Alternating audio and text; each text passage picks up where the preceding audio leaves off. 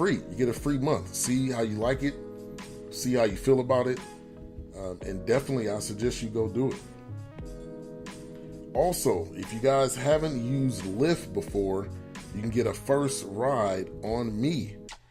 Use the code BEN98092 and you can get a free ride on LYFT. So, like I said, we'll be talking NBA here in a moment. But a couple other things from the NFL. I was going down the list of the Hall of Fame. I stopped at Todd Law. Also, you got Tony Baselli. I think he's been on the list for a while, and I don't really remember him, so I'm going to say no comment on that one. Kevin Mawai, offensive center. I don't know that much about him either. To me, if you were an offensive lineman, and shout out to Team Broadcasting in the building, appreciate you for jumping in. He has a show also on Spreaker, Lonely Hearts Cafe. Check that out, Spreaker.com, part of the Two Live Stews. I'm sorry, part of the X Squad affiliates. He's got a great show Wednesday nights. Go check that out. Also, Steve Hutchinson and Alan Finneker. When it comes to offensive linemen, I don't really know. I mean, flip a coin. I don't really know that much. And I vaguely remember Baselli. I kind of remember Mawai. I know he had a long 10-year season.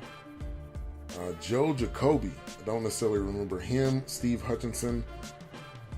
He was a guard for a while. Alan Finneker too. So Mochi says, "Good show, fam. Be safe, party people. It's game time." Yep, the game is on. So we got about 30 minutes in the show. We're gonna talk some NBA. We got my man Mike Truth up on the line. It's been a minute, but it's great to get you back on. How's it going? Man, everything's going great, man. Of course, great to be here.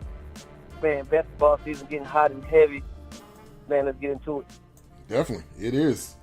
It is. So first topic, we got to talk about Isaiah Thomas returning to the floor this week. 17 points, played 19 minutes. They end up getting the win over Portland. What does this mean for the Cavs? Definitely getting into the second half of the season, getting down the stretch. You got a flat out scorer. What does this mean for the Cavs going forward? First and foremost, speaking of IT, man, we have to talk about Paul Pierce.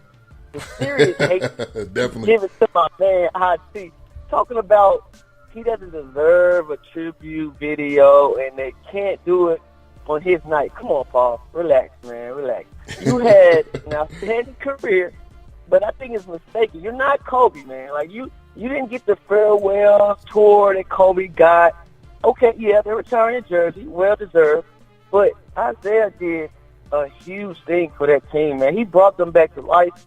We're not even going to talk about the situation with his family when his sister died, and he still played, and he just gave that city and that team a heartbeat, and it hasn't been there in a long time. So that's why they're doing all that for IT, man. So Paul, relax.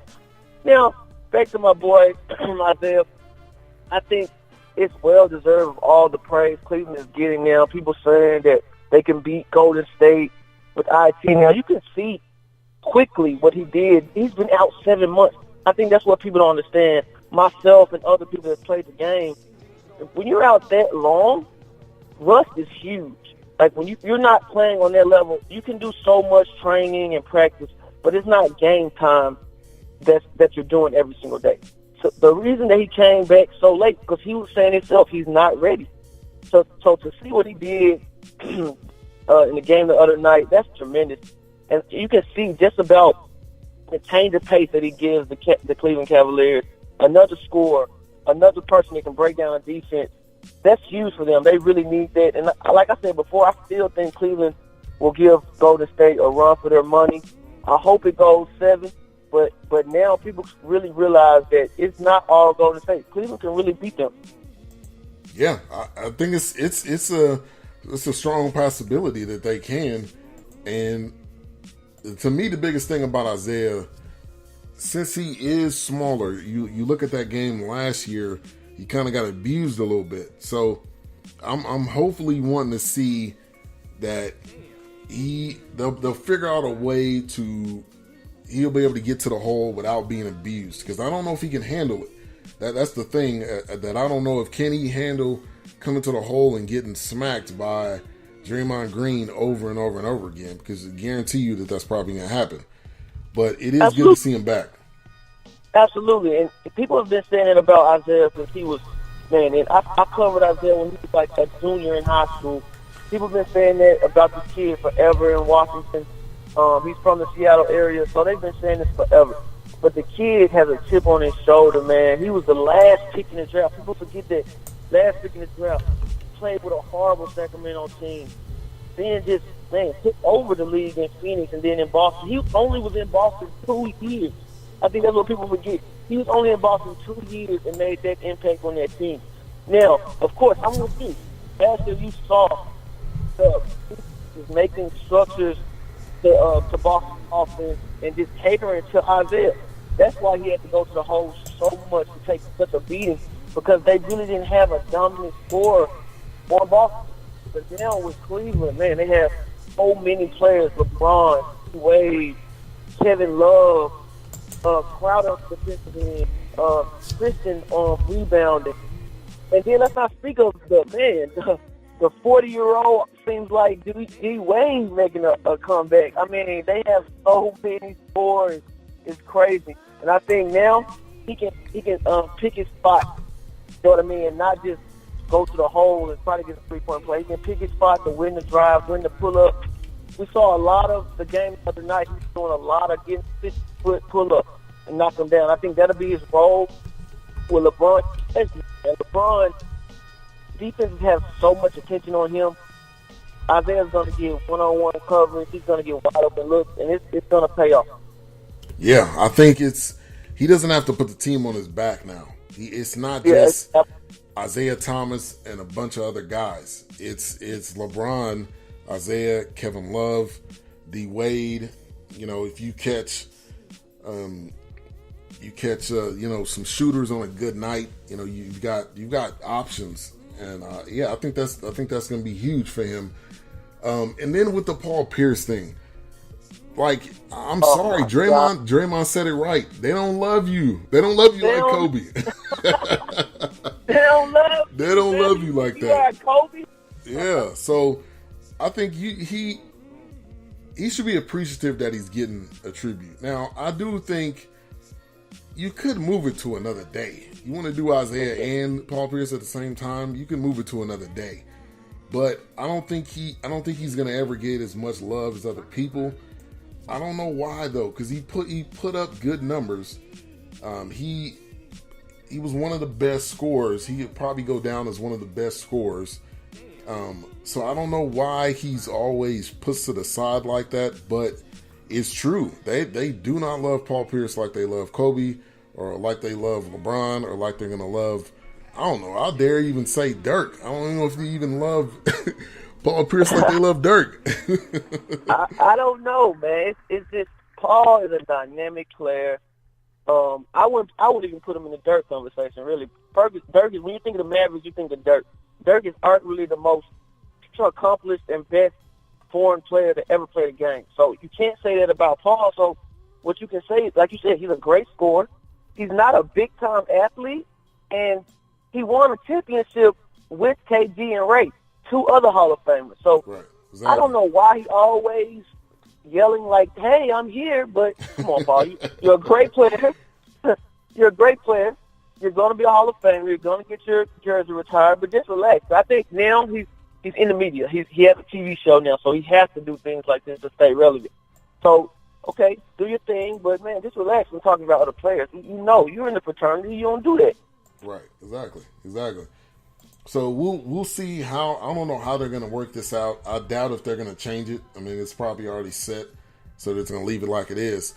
The other thing I want to talk about, the Rockets losing Harden for at least 2 weeks. To me, it's a hit, but we're not even halfway through the season yet. So how much? It's really not, to me, really going to make that big of a difference unless this is like a lasting issue where he's got injury, this reoccurring injury keeps happening.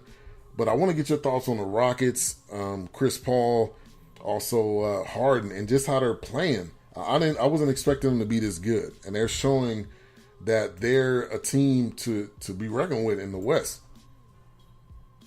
Absolutely, man. I spoke to a lot of people over there at Adidas, and of course I thought they would say, he's going to be back soon, not a big deal.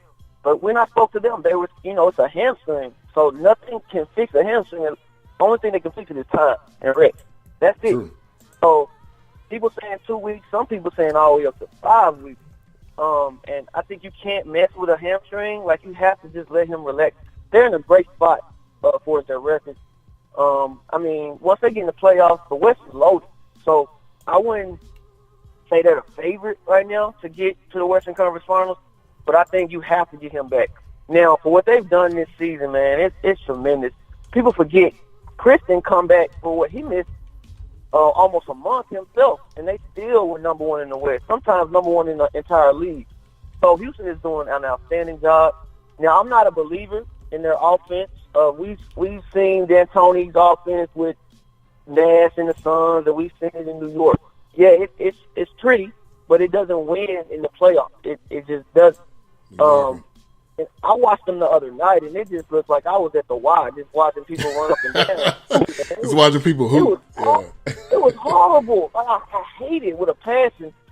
But at the same time, you have 2 point guards that are going to be Hall of Famers. CP might be, he's still considered the best point guard. Some people think of this generation.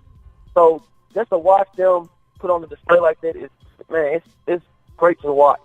But at the same time, even with Harden back, I still don't think this form of ball can produce wins in the playoffs. I just don't see it. I don't even think they're going to get to the Western Conference Finals. I really don't. Wow. Okay. I mean, you got Warriors, Rockets, Spurs, Timberwolves at number 4, OKC at number 5. OKC to me is starting to figure some things out, and that's going to be dangerous for the rest of the teams in the West. But I agree with you 100%. D'Antoni is D'Antoni ball. It's score as many points as possible, play some great offense, get creative. That's what it is, but it does not win. And that's the problem. And I think they're going to have that same problem this year because I don't see them getting over the hump. I do think I'm agree with you too. I don't think they're going to make it to the conference finals. I think they'll make it to the second round. Conference finals is going to be kind of reaching because you still got a bunch of teams that are physical enough and that are good enough to beat them. So it's going to be interesting with the Rockets going forward throughout the rest of the season. Absolutely. And speaking of the Thunder, I'm very impressed. People are saying now, everybody saw Paul back in L.A., had his mom and dad on the floor, both games, both nights, to get the Clippers and the Lakers on the floor. I'm like, man, Paul, I see you. But, yeah, man, they're doing so good in OKC now. People are saying that they could see Paul coming back to OKC. And I see it too. I mean, if you do go to L.A., who are you going to play with? People, all the LeBron going to L.A., chatter is going down.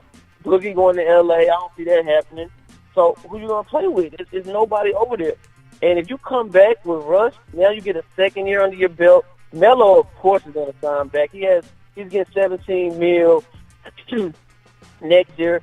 I think if he opts out, there's no way a team is going to pay him that amount. No way. He's a good player, but he's not the Melo. He's not Hoodie Melo all the time. Let's just put it out there. That's just his alter ego, yeah. Yeah, it's all ego. So I think, man, if they come back next year with a year under their belt, I like the kid Terrence Ferguson. Oh, man, did you see the dunk he put on last night? The other night. This kid is big time. He's from the Dallas area. We know, of course, if people don't know the story, signed with Arizona, decommitted, went overseas, got an Under Armour contract, all that, came back and was a first-round pick. Now he's starting for the Thunder now at 19. So I think big things for OKC. If Paul decides to come back, and I think, like I said, I don't see no other